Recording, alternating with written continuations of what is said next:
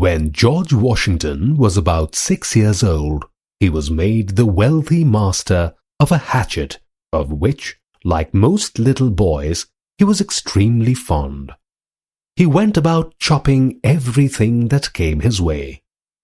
One day, as he wandered about the garden, amusing himself by hacking his mother's pea sticks, he found a beautiful young English cherry tree, of which his father was most proud.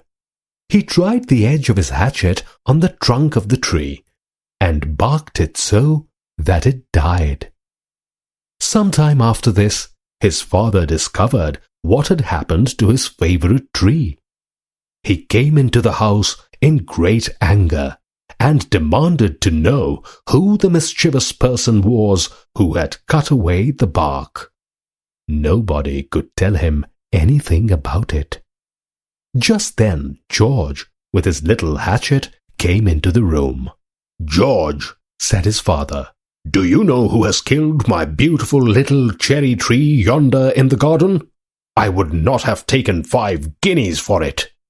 This was a hard question to answer, and for a moment George was staggered by it.